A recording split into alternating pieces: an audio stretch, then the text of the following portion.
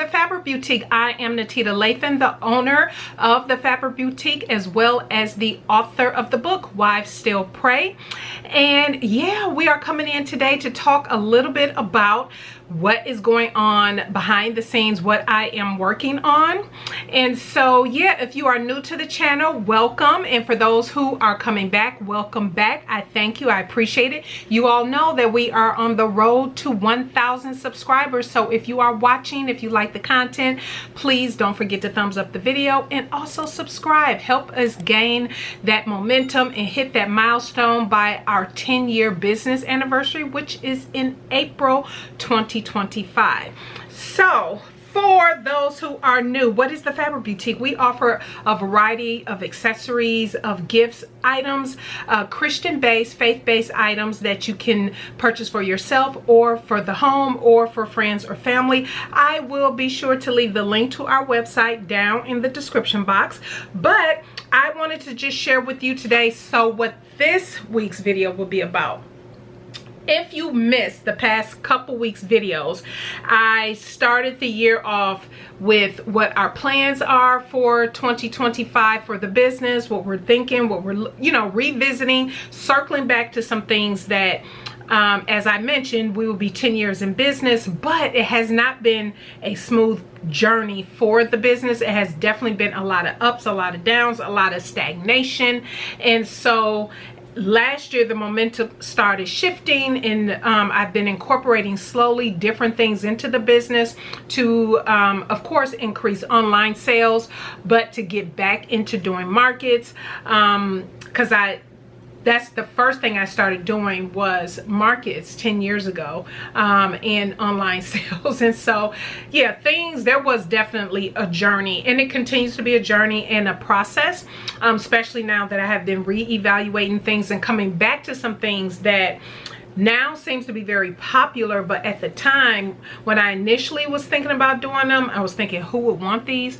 And so again, my suggestion to you, any of you who are looking to start a business or have been working on the business, or you kind of had that ebb and flow, just do the thing. Just do the thing regardless to what you see, what's going around you, what's quote unquote trending, and all of that. And so the last 2 weeks specifically, I did share some tips, because what I desire for the channel to be is a mix of, obviously I am a business.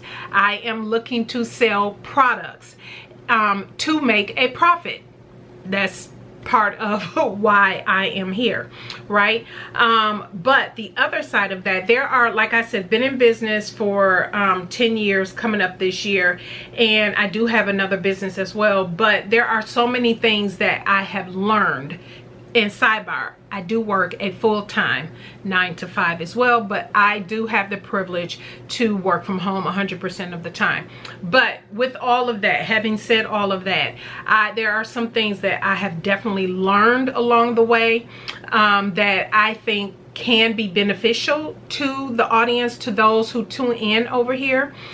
For those who don't know, I also sew. I make all of my own clothes. I make my own handbags, my own wallets, my own coats, all of that. So I already sew on a regular basis. So when I bring handcrafted items and everything to this space, that just gives you a little bit of my background. And having said that, last couple weeks videos, I've been sharing some of the things that I thought would be beneficial to other small business owners, especially if you're in the handcrafting, handmade space. You do a little sewing, few other things. The first video I shared, I highly suggest going back to watch, is 8 tools that you may not think you need in your craft room, in your sewing business. Go watch that video. Some items that you probably haven't thought of. I say go grab them. A few might be free, but others are very to little to no cost. And then the week after that, I shared with you the different uses for your heat press. I know many of you out there have heat presses, and many of you out there do maybe makeup bags or toiletry bags or some other item of that nature. And what I have seen as I'm watching other business videos is that people a lot of those business owners have a heat press, but when they come to working on their other handmade business items, they always use their iron. And I'm thinking, why are we doing that? Let's be a little bit more efficient. So make sure that you go watch that video, because I do give off a lot of tips, quite a few tips in that video. And then, of course, last week I shared the sponsorship that the Fabric Boutique is doing for a fellow business owner here in our area. And so I was so happy to give those items to her. So yeah, now that brings us to what am I working on now? So, oh my gosh, speaking of markets, speaking of all of the things, I have been now accepted into 3 different markets. The vending season for me will kick off in March. So it is the last day, or the last Wednesday in January you're seeing this, I believe January 29th. And so, yeah, I believe it is the 29th that you'll get this video. And so for me, throughout the month of February and March, I will be testing and working on different products, because there will be another launch, another collection. I did have a previous launch, and it was for wives specifically. It is the Wives Still Pray. You all remember this if you watch. This is just the mug, because I'm going to talk about this in just a second. But it was all of these products, as well as a box. There's a box, a wives box that can be purchased on the website. Again, everything will be linked down below. But then you can purchase. I've had people purchase the book, the Wives Still Pray book, the mug separately, the pens separately, prayer cards separately, all of that. So you can purchase things separately also, but you can also purchase the entire box. So this next collection that I'll be working on, I'll tell you the name of the collection here soon. Yeah, within the next couple weeks. I'm working out a few things with my designer to kind of finalize a few things, but I'm very excited what I have decided to do, because we are celebrating our 10-year anniversary, business anniversary, in April. March's event that we will be at will be a smaller collection of the launch, and there will be more product offerings and things of that nature in April, and probably a few new things. I was toying with doing this next collection, just doing a very small subset of things, and then doing a whole new collection for April. But I was thinking, nah, I think I'll just like softly roll it out in March, but then in April for the anniversary is going to be big. And the reason I'm deciding that, and I could change my mind again, I keep going back and forth, but reason being, the event that I have in March, it is a much smaller space. I only have a 4-foot table that I'll be working with, and I'll have my stand. If you've seen any of my vending videos, you know I have a tall collapsible stand, and so that I can sit on the side of my table, which means I am going to have to be creative, because there are some new items that I will be launching, and so setup and everything is going to definitely have to be vertical, right? And I'm gonna have to figure that out. But I did draw out the plan, and I just need to kind of figure out what I'm thinking will need to go in what space. Then in April, I have been accepted into an event that I have never done before. It is absolutely huge. It is, and I'll talk more about it as it gets closer to these events. But the one in April, it's a week before our 10-year anniversary, so it's absolutely perfect timing. And it's a 10 by 10 foot space, which is what I'm used to working with, which means I can bring all of the items and more. Like I said, the collection that's coming, very small, but then branching out and bringing more items in April. And then the same host that's doing the event, hosting the event in April, they have events for the rest of the year. Would you believe we and I say we because my husband also bakes. He has a baking business, and so we both were waitlisted. I was like, oh well, let me get out here for the Thanksgiving Christmas. we were both waitlisted for the Thanksgiving market, but then I was recently accepted. I just got the email today, no, yesterday, that I was accepted. I signed up more recently for their market in October, but that one is 45 minutes away from me. This other one that's coming up in April is much closer, but again, you'll hear all about it as time gets closer. And so yeah, that is what I am working on. So over the next few weeks, you're gonna see me sharing a lot about what I'm working on, different items. There were some major purchases for the business that I will be sharing over the next couple weeks. One is actually a partnership, but the rest are purchases that were made. So those purchases will be shared yeah, in the coming weeks. I think the first will be next week. But what I have done in the meantime, let me flip this over and show you. Before I do that, how could I forget? This past Sunday at my church, I was water baptized. And talk about an experience. It was amazing. It was simply absolutely amazing. I'm currently going through this discipleship program at our church, and there was an announcement at our church that they were doing water baptisms, because the book that I'm reading, that they have us read, it actually talks about water baptism. And I remember reading it, and I was immediately convicted by the Holy Spirit, and God was like, it's time to do this, or you need to do this. And I'm thinking, because I can't remember when I've been water baptized before. When I was much younger, probably when I was a baby, sprinkled water on the head. I just don't remember any of that. Grew up in church, all of that, but I just don't remember. And so now that I know for sure that God is definitely leading me in different areas, in business, in life, in all areas, that the water baptism was definitely a process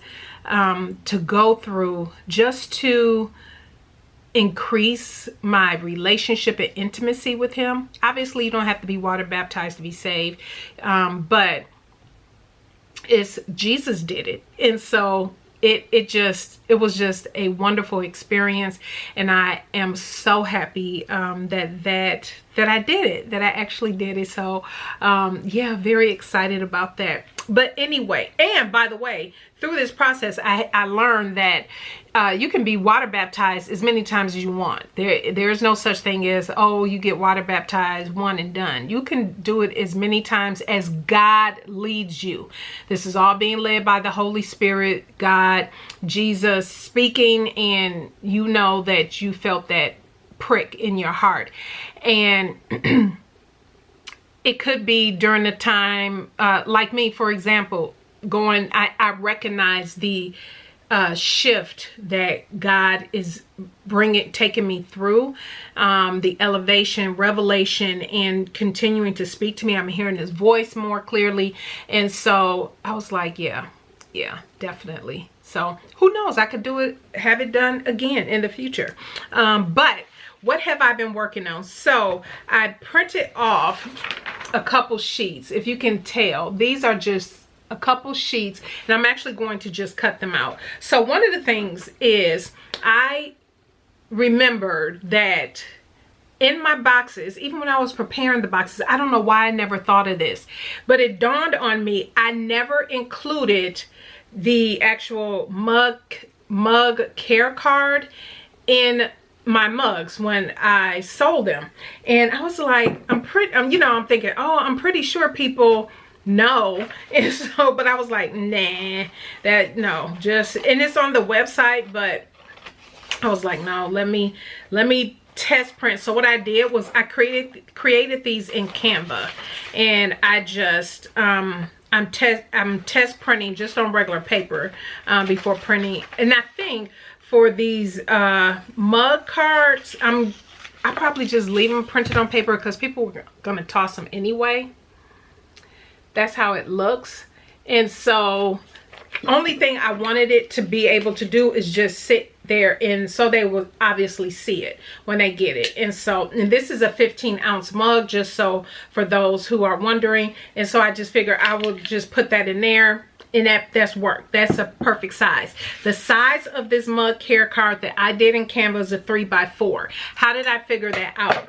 For one, I knew that the opening, you can measure the opening to see how far it opens, and then the depth of the cup. And I just knew, I mean, it's going to be paper, so I mean, even if it's a little wider, you know, it's going to fold. And that's how I figured out the size that I wanted my mug care card to be. The next thing I printed was, and maybe I can show you this before I actually cut it out, because I don't think you're going to be able to see it well. I'll show you these next two items. So one of the items I can tell you will be card coasters, but I wanted to create my own backing cards for that. And then you all guys already know I did a video showing you how I made my magnetic bookmarks. I'll make sure it pops up here in the iCard, but I wanted to print a backing card for that as well. So I figured out the size of the backing card for the card coaster by simply going out to Amazon. And another suggestion, if you wonder, like me, if you've seen other creators and you saw that they had backing cards for their products and stuff like that, and you wonder, oh, I wonder what size did they make that. If they didn't tell you what size it is, one of the things that I did was go out to Amazon. And if you put in the search, excuse me, card coaster, I forget what it's called, card coaster, it could be packaging, could be card coaster packaging, you will see something called, they're like the title, it comes with the backing card and the actual sleeve, which you can do that. If you don't want to bother with making your own or anything like that, you can just purchase that, and put your card coaster, stick your card, get your double-sided tape to stick on the back of your card coaster and put it on there for packaging. But I looked to see what size was that, what size was it, and so based off of that, then I said, oh well, let me figure this out, figure out what size I want mine to be. And mine, I'm doing a 3x7, so mine is a 3x7. And one of the things I was looking at, let me see if I can show you. So as you can see here, it says card coaster at the top, and then there's room at the bottom. I think I'm going to delete a few of these dots because I want to put my socials, where you can find me, and email down at the bottom. I've determined I don't want to be bothered with doing front and back for these. But I figured just to have the social, email, and everything at the bottom would be good. Then the last thing that I worked on, I'm going to work on some other collateral as well, but this is for the magnetic bookmark. And like I said, that I created already. And so I wanted to play around with sizing of the bookmark, the backing card for it. And this one is much smaller. As you can tell, it's much smaller. And I don't think I'll be able to include socials on this, but I'll take a look some more. But I don't want it to be crowded. And so here is that sample of the magnetic bookmark that I did before. And remember, if you all remember, the outline on my magnetic bookmark is too wide. So the white outline, and I'll show you here in a second, but it's too wide. So once I take off some of that depth around the design, the actual picture, and I did just update my printer ink too, because this wasn't a good color match. But as you can tell, it fits perfectly on there, and all I would have to do is throw it into a plastic sleeve. But again, as you can tell, the outline around it is too thick, at least for me. I don't want my outline around this design to be this thick, and so it works perfectly. So I am excited with what so far these things that I have excuse me, have created. The only thing I'm noticing is I might have to go a little longer. Let me pick a couple card coaster blanks to see if this will be good. Okay, I just grabbed a couple card coasters. Oh, no, that will be fine. Okay, let me see if I can hold this up without dropping. Look at that. That is actually perfect.